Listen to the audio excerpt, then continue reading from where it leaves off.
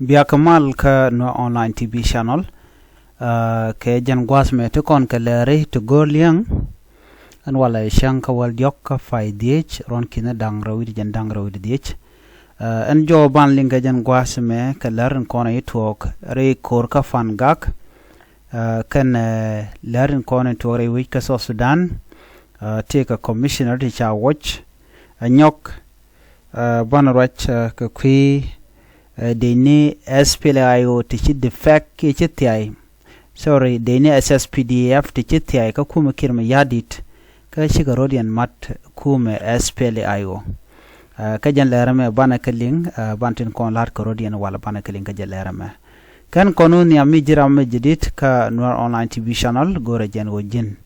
der subscribe ka der notification bell der jetwany ko mete ka lerame ci bare da sho mala shubaga ji gwasan pay larech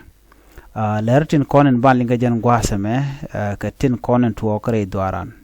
ban leran yam ban ji chuling ko gor kono ban mandan ler wada gwas ban jangach ka jom shalat gwasame ler ban ling no wuda me dio je dong me kwirane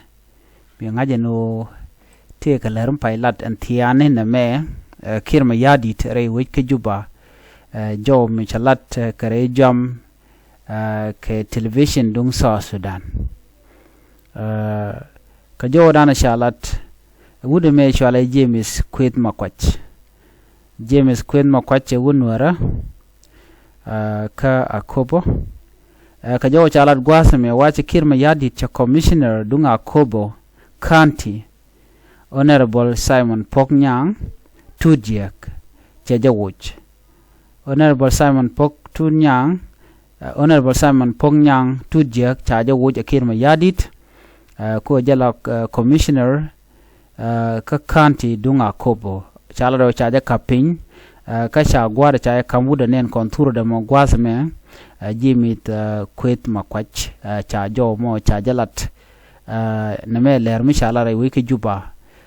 janan nyaman gorno de nywaka ya kel kare ler kan me ko de kon lat ko den de kon go kula ngaje no ko ngone ban nyok wo kala rodien ler ban nyok kamilin kon ka jan gwasa me riega dan tore we ka fangak en walle ka korran ci tore we ka fangak washi de ni agwelek force kene de ni SSPDF kan dial ci rodien mat mada shigorin mat keja shikan nuwarin kon tela jeshin bor shikan kama ka drai dan chalat shikan mechi dit shikan ka use shika gan shimne ki match ki ren yalan kon ne ka mechi dit shikan ka dwani de kon la civilian ka shine ti shikan ne di shop ke kine to kor shikan ga jo chere which ka fan gak ka jo dan chalat men kula to gene shi fan gak men dana dwight ka michaelu ku ko dana ci to ka pum te wi yer ci ku me kirma yadit agwele force ken SSPDF force ken dial ci ken me ken ga dwight nuwar ko ne la jejen bor kur me shiroma wa kur budetin ko to ga natiang cha de dilung cha ka dwight wa shinir kone la Nuer wai ami shikan bom kan ka joch duno cha dul cha ka wang dul konen te ka pum ka deten kontin be dey ala dey helicopter written kontin boko Nuere helicopter dangwan kantin konen shibok man cha golat gwasame wa shi denen kone anangre wechen winamito nyinke wai ami wa chikan mana chod la chikan nen wachi lodin te jadalong ko manana latke kirma yadit la de ne SSPDF tin content tel la aji SPLA aji wa mi chiga chubre we ka fan gago no to yer ka pum wachi kan chik lodin che nger long ko cha nei tungwan mandini gwandini gatungwan kwa gala joch repini helicopter nyin kirma yadit an wana mo chilodin che jadalong wachi ken chular no shine bichon kel ke kuma kirma yadit ken chiga thiay chikan wuci ne ko kuma SPLA IO cha jo mo cha ja kwen alon tama che tege de mi je thiay ka de SSPDF tichiwa ka kume SPLA IO pin Dr. Riek Machar kata dan chicken nga jeno kirma yadi chegula kuäär mo goro de South Sudan de tekamal duno gono naka nuere chajo mo chaja kwena waken chicken thiay amani amen chika thiay kel ke baburi ken kone teka ke waken dikin ka babur of course thiay dikin ka baburi kwala kujeno kene kone thiay mi thiay ni nuere ke thiay kel wala ke nuere karodien wala te ka jangri thiay kana kulu kon ngach duno chalan jeno che babur miteke de ni ngwalong che thiay chicken mat kene de kontla SPLA IO jen jodan chalat ngoda kan full confirmation kan nenong badde yen joma de yen ngajeno ajen dan le road enon en walle che teke de ni ti thiay ke jen gwasme gor jeno bor game be jen nyaga yekel warga cha gor gwatame warga mugoro de nyaga yekel namani a declaration of allegiance to SPLA IO ramichi thiay warga mo garka je en wala ka shangwal joko paidich Major General Gabriel Gadwech Poch jenen gar warga men go chajen ka kume SSPDF shaw ka kume SPLA IO pin Dr. Riek Machar jeni chene me chajamek ka kor ka mi sheman dan le road chejenen che situation cheje gwich ta danen bok kirma yadit boka civilian ke je jen che situation mentre wika South Sudan chejenen gwa ango needing kondi lokamal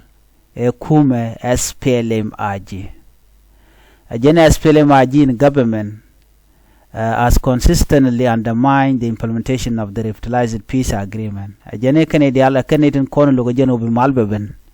Lada Major General Gabriel Gadwech ajenman chalat kum kirma yadit nika gwade dane goro de maldare ben kaje kir loko bu malbe beno ajene na me kor kam cheptin kon lat karodian chekanen Ramadan yerwech kirma yadit ka kujemo shelongot ka SPLM AG shaw ka kume SPLA IO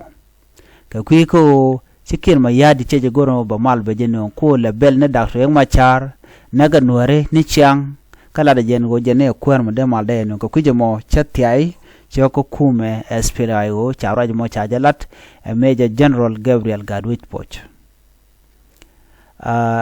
ajene nana ajene ri ge da ne chito ka Nasser me shi de ni tungwan chekanak ka civilian ngwan chekanak no wona ka General David Majudak kana torgile ajene name de jet de chicken de liu do mu chikirma yadit che jenno ko no nga National Unified Force ke necessary Unified Force mi chikirma yadit che medan che jere aleka ano de no ni Unified Force ajende bere wike Nasser ajende telaram de liu Majudak che de liu torgile che de liu ci jejen borba che deliu tele de intung te deliu rewe ka Nasser ka ci kortam che de tenshu men wala dundo ko kirma yadi lugo jeno bi malbeben che mi chit kana mo che jalat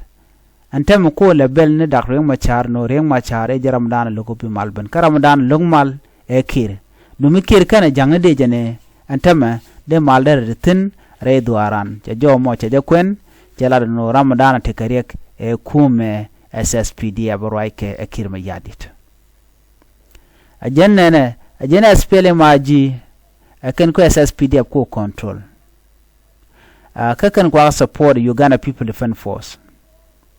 ka Uganda People Defense Force kan ko ne anak me tok pujino ke nogomal ngum no kum Uganda ka jama o jeram dan logo bi mal britain anyok ne de kono ko target ni population dung nuere ko target nuere karo nuere area karwade janana ke chemical weapons che hospital che target jene de kola non military che target bone civilian nagana adobe di ende maler ko ben ka jammo karam la do jene noko mal so kir cha mal che no ko kujemo che de shirti chakanen ajene SPLM AG chikan logo no bi mal beben the SPLM AG or SSPDF is using government asset to advance the ethnic agenda of the Jiang Council of Elders ajene kirma yadit SSPDF de nammo ken SPLA maji let ken charan chalat a jang tinjorian dol diene ken mutual jang council of elder ako bikan war bikan kanak ajenta dan le roda so ramashi ne na chor kama joje dey no en malat ke men kirma yadit ne ko na kwa target kanware ajene SPLA maji dishonored the revitalized agreement on the resolution of the conflict in the Republic of South Sudan. Ajene kume SPLA maji raike kirma yadit chicken male cha tan koron kin dangra dual badak chicken yar so mun nyo de gwan ramadan log malanga e kirma yadit chi dakre machar en cordiality mukuna liwone e point de kirma yadit logo moko kujemo en cha jen ke SPLA IG ka kume kirma yadit ko jen ramadan shibat ka mal dana de ben re wika South Sudan ramadan ko lebel dakre machar mi che yere wika juba jona mo tugan wale shawa ka kume first vice president Dr. Riek Machaten tugan wale ba je sef ko roje dana chelad jene na me ajen decision man jok anyok en wobi SPLA IO ba dak fin e kirma yadit ano ba te commercial ke interim chairman ka ki parkol e kirma yadit SPLA maji te ka tidiality ko ba mal ba je yar na me joje long tel mu go argument tel mu go discussion ten joje day ano kir ajara modana long mal rewi ka South Sudan ajene based on the above I refuse to be complicit in action that harm my people and serve a divisive government. I condemn in the strongest term possible the ethnic profiling of specific communities by the SPLA IG control government and reject the use of SSPDF kirma yadit ajara modana and yertidiality so wargama jen wargada na shagor bi shugor no bi kwen mugoro kwene ja chagor kache jatany Major General Gabriel Gadwich Poch Internal Security Bureau ISB National Security Service gore jaga changa wal jokka faydi ron kinda dangro iri jan dangro iri dich chaman chala kirma yadit chajelok acha thiay choko kum SPLA IO chaman dana tuok chajane na malat ke kirma yadit ramin molachor jen bute kwi kirma yadido ko cha joja temlo ne kono ko target naga ne nuare tele ne ko kien naga ke naga ren yalmo jen jo dana gore de nywa yekel mi jiram jidit kan online TV channel ko jen nywa ne ko kien en biata kamal bye bye.